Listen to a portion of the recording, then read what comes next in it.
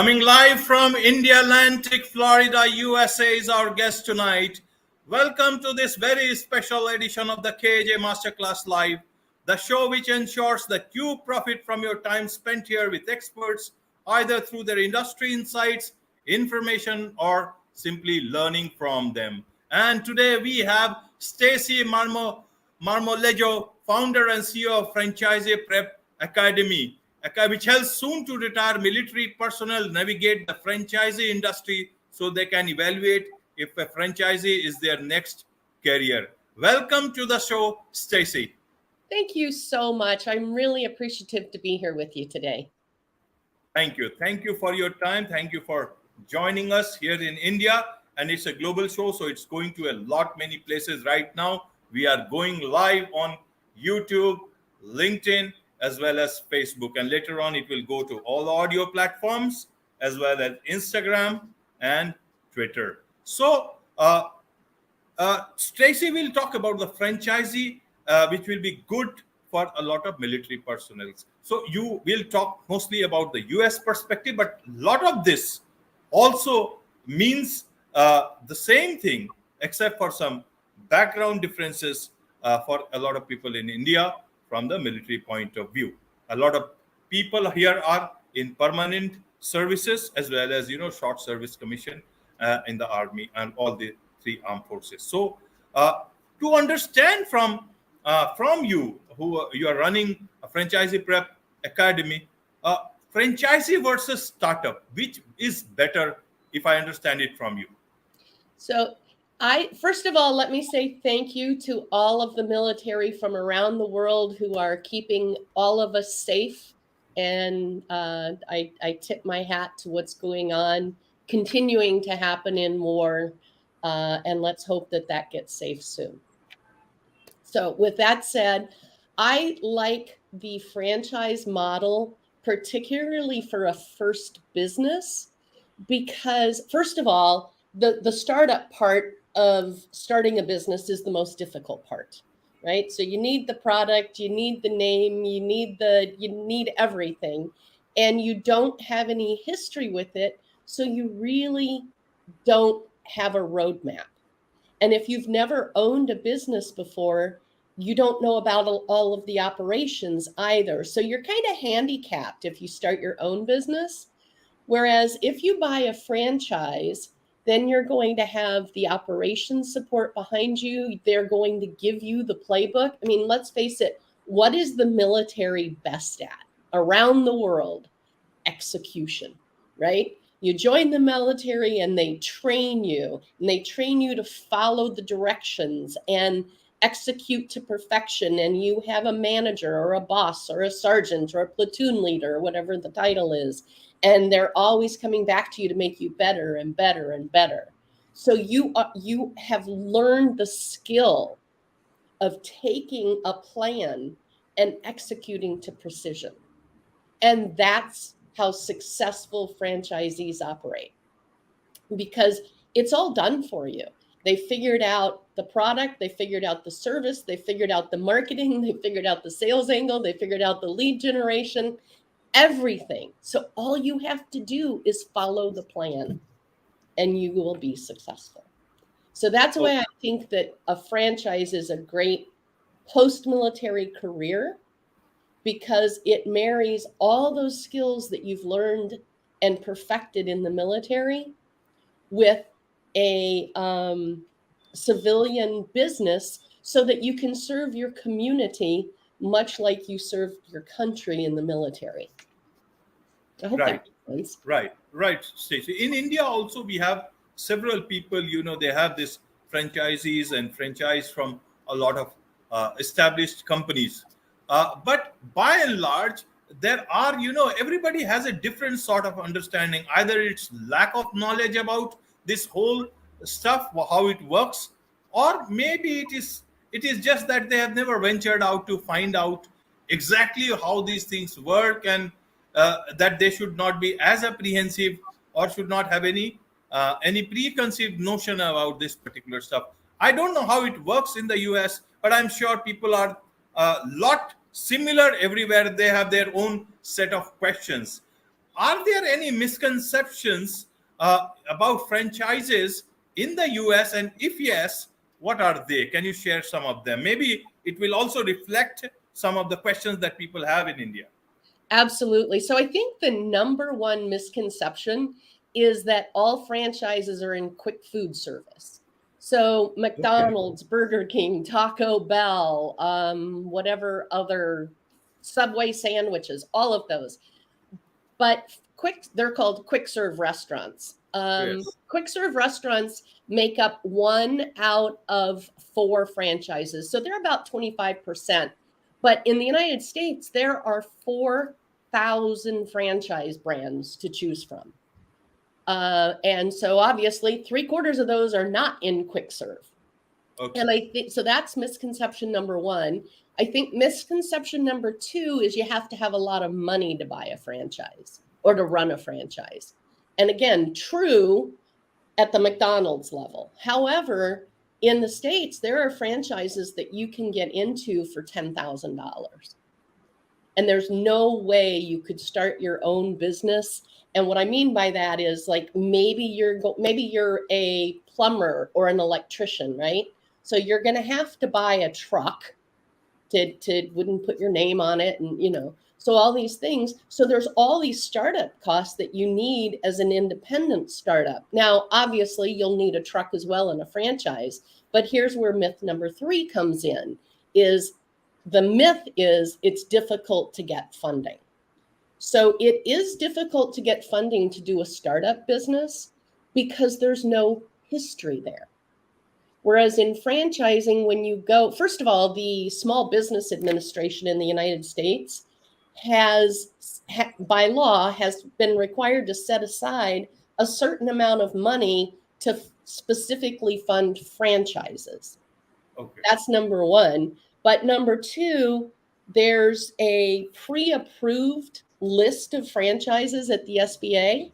So if you go to your bank to apply for a SBA loan, there's 2 kinds of banks. There's the preferred SBA lender and the SBA lender. So if you go to a preferred SBA lender, they have the authority granted from the SBA to approve your loan themselves. If you go to an SBA lender that's not preferred, then what they will do is they'll look at it and then they will pass it on to the SBA for approval. So another misconception is that the SBA actually makes loans. So the Small Business Administration in the United States does not make loans. They guarantee loans to the banks. So you go to your bank to get an SBA loan. Again, the preferred SBA lender can make the decision themselves, or if it's just an SBA lender, they'll send it off to the SBA for approval. But half of it, if you buy a franchise that's already on the pre-approved list, half of the approval process is already done before you even walk in the door. If you're buying a franchise that's not on the SBA approved list, then it'll take a little more work. However, you can still get business loans more easily, because what you're able to do is go in and say, there are 2,400 of these businesses around the United States or around the world, whatever the case is. And they've been in business for 15 years. And over those 15 years, historically, this is how much revenue is generated in this business. So the bank can see that it's not just somebody putting some projections out there. I'm sure if you've ever watched Shark Tank and people go in and they're like, yeah, my business is worth $12 million. Well, how much revenue do you have? 150,000, So banks are the same way. They want to see the facts that money can be generated so that they'll get their loan repaid.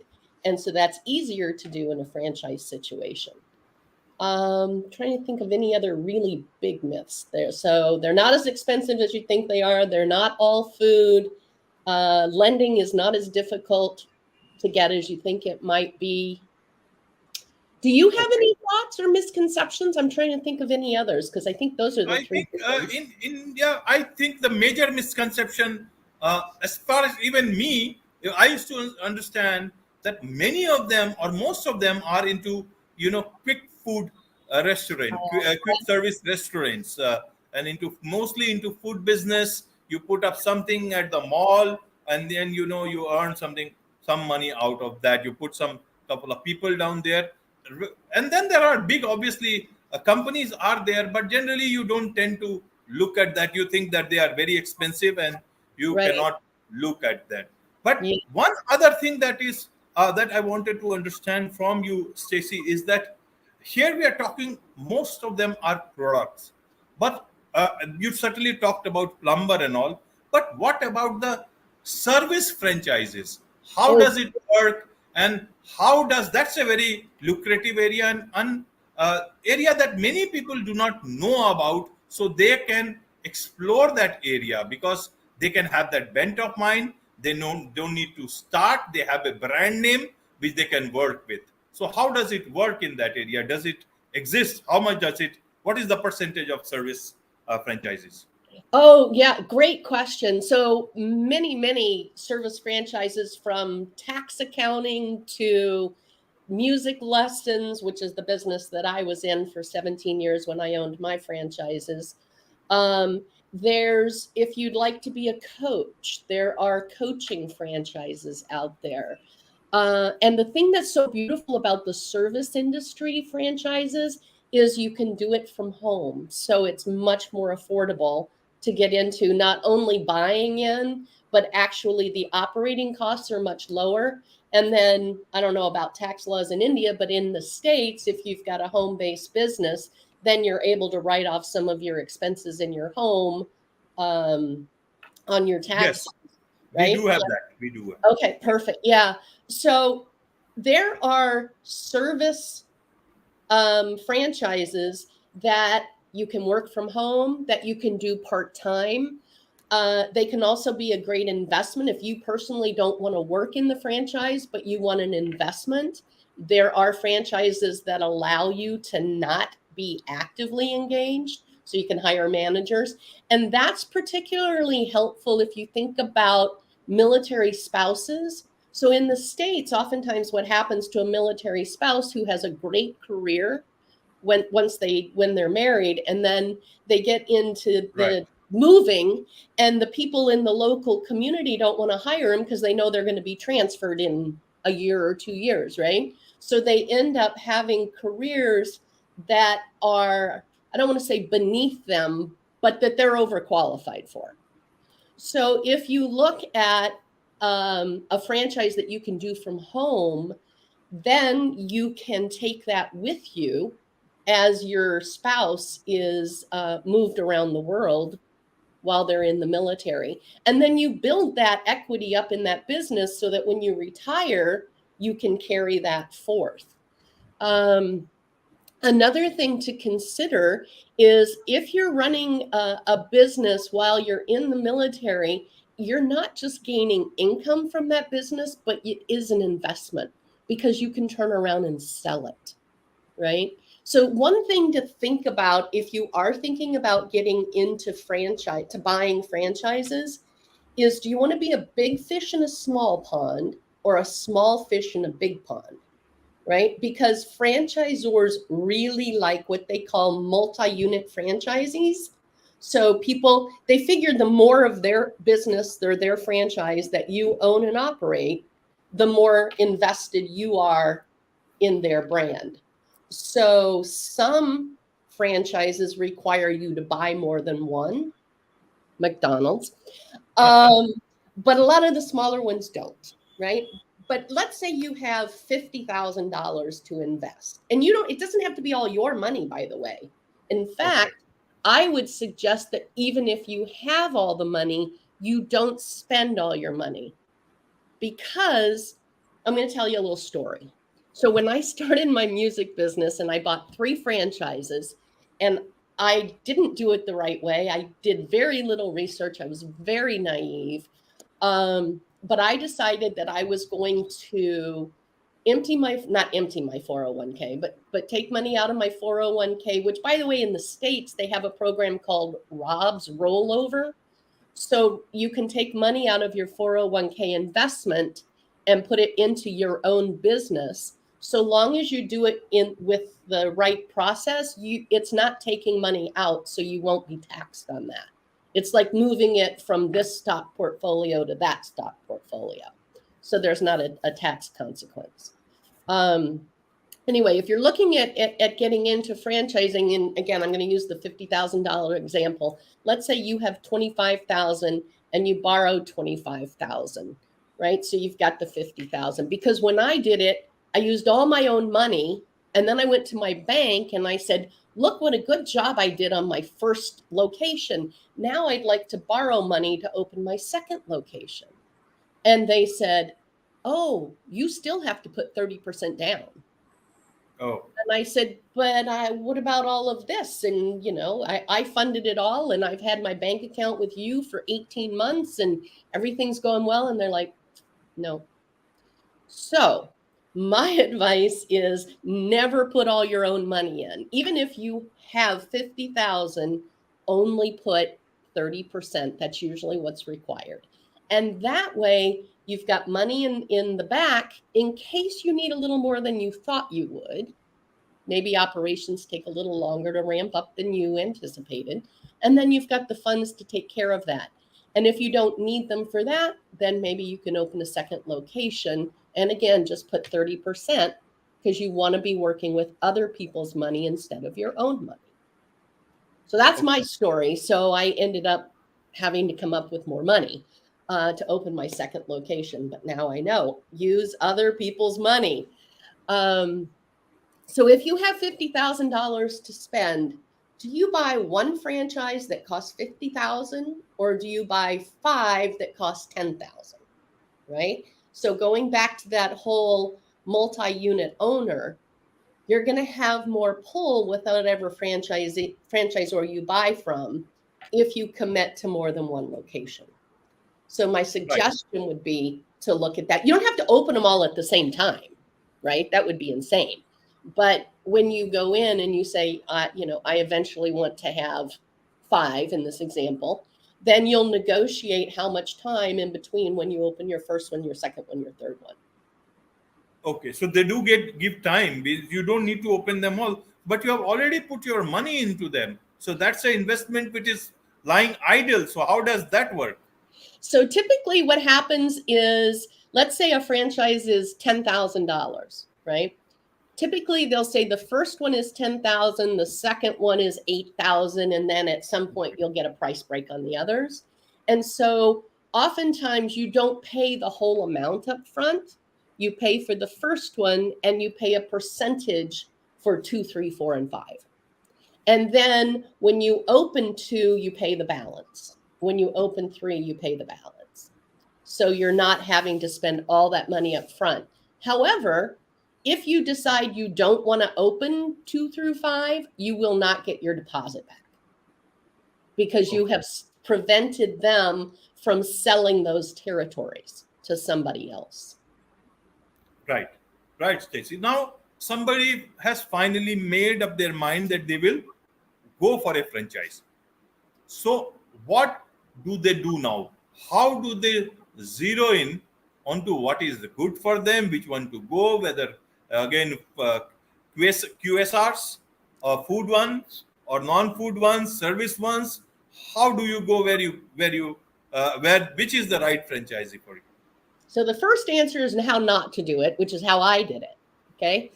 So my son was into music and he wanted to play in a band, and he went to a summer camp where the kids all had their lessons and then they came together and they did a performance on the Friday afternoon, and he loved it. I was like, there's got to be someplace kids can do this in town. And there wasn't. So that I went online to try and find someplace that I could take him for a week to do another camp. And I came across this business called the Paul Green School of Rock in Philadelphia. So I called him and I was like, do you have any more summer camps? And they said, oh, no, because it was August and the summer had ended. So I told them why I was looking, and they said, well, we're getting ready to sell franchises if you're interested. So I went and I met with them, and I believed everything their salesperson told me, and I signed up. I knew nothing about franchising. I knew nothing about the music industry. So that's the way not to do it, right? Mark Cuban, if you're familiar with him, he's a probably a billionaire. I know he's at least a multimillionaire, again on Shark Tank. He says, do not follow your passion. You know, so many people tell you to follow your passion in a business.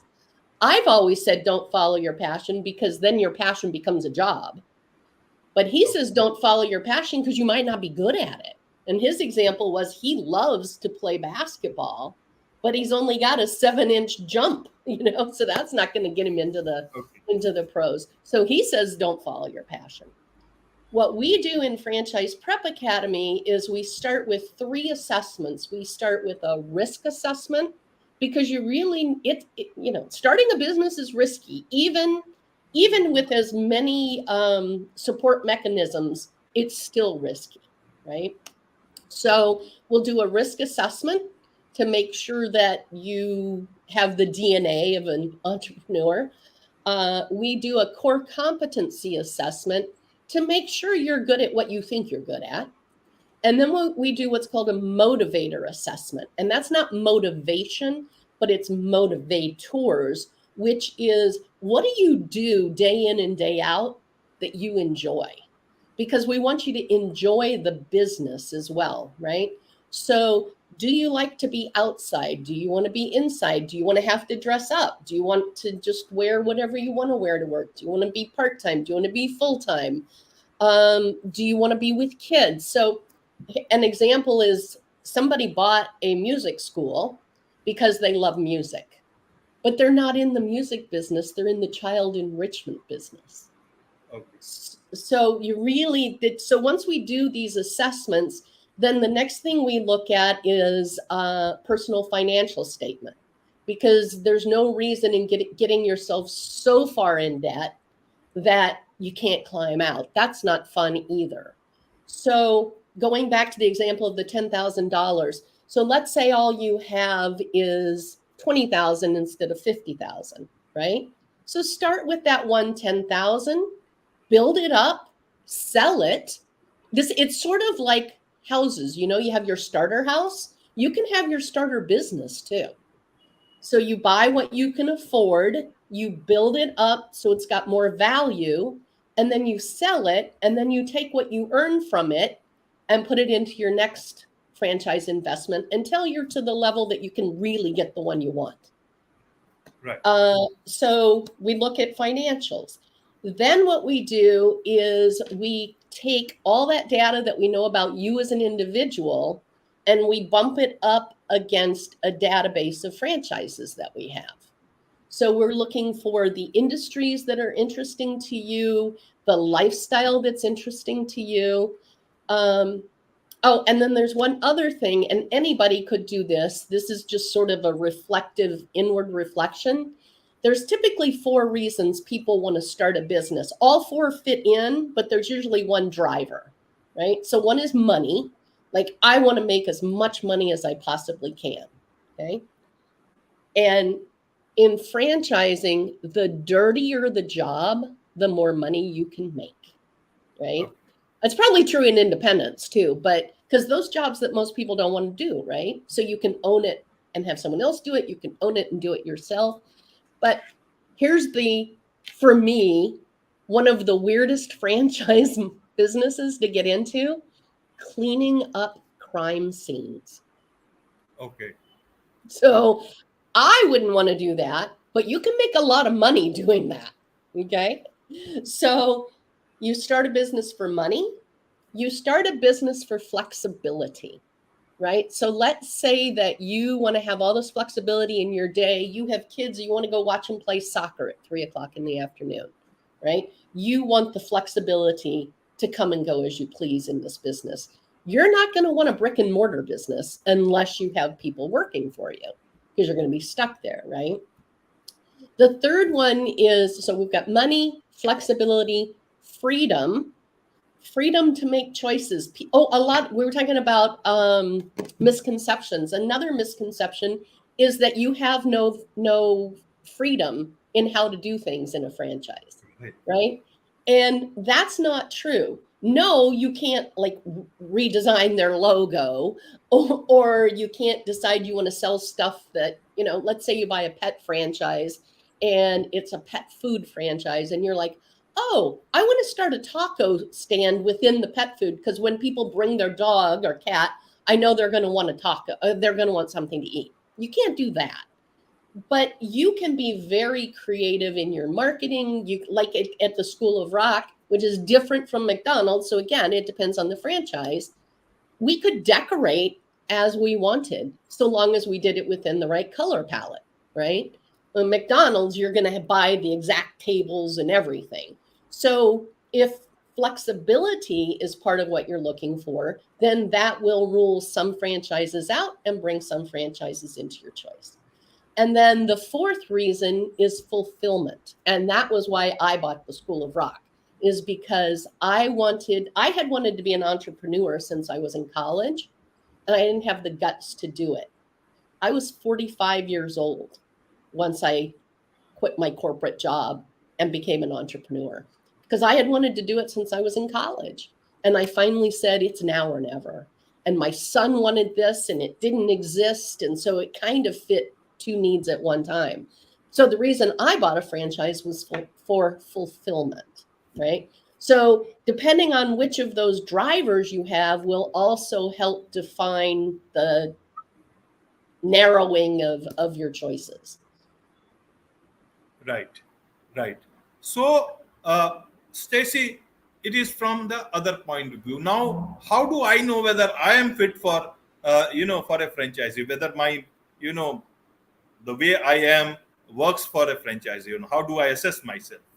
Yeah. So again, I would look at risk tolerance, number one, because if you don't have a high risk tolerance, I would say you're probably not going to enjoy business ownership at all, whether it's a franchise or an independent. I think you may enjoy more a career. So that's number one, definitely, is risk assessment. And then also look at your financials, because you're going to have, people are always looking for these, like, how do I start a business without investing any of my own money? And the reality is you cannot. There are plenty of things on the internet that say you can, but you cannot. I mean, think about it. Even if it's things like, oh, I want to do affiliate marketing, right? Well, you're going to have, let's say, a blog that you can promote these things in, and you're going to have to spend time writing, or you're going to have to hire a writer, and then you're going to have to go find the affiliates that you're going to sell. Time is money too, right?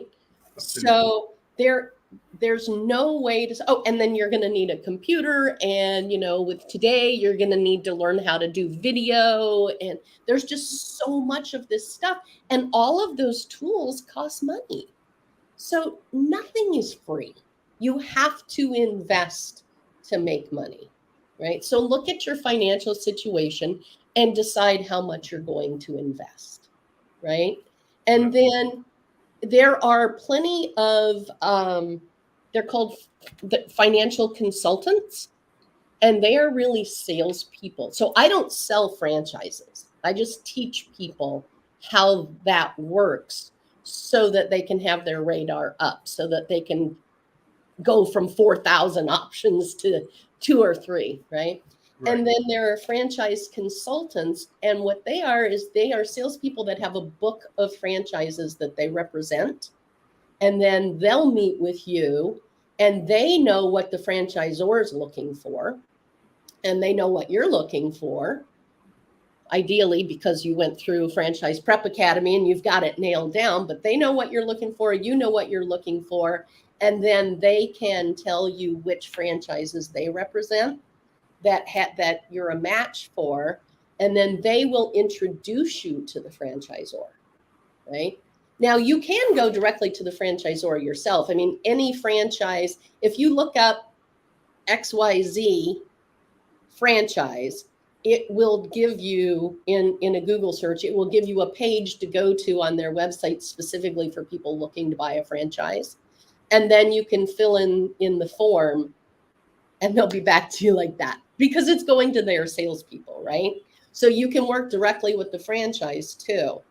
I would always encourage you to use a franchise consultant, because the franchisor, they believe in their product. I'm not going to say they're lying to you. They believe in your product, right? In their product. So they're going to tell you all the benefits, right?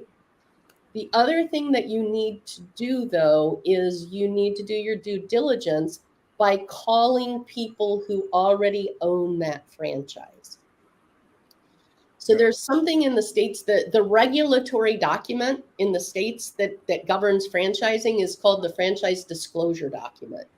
And you get that document, generally speaking, directly from the franchisor. They don't like them out in the Ethernet, but you can generally find one. So that would be another tip, is to do the franchise name in your search bar, followed by franchise disclosure document.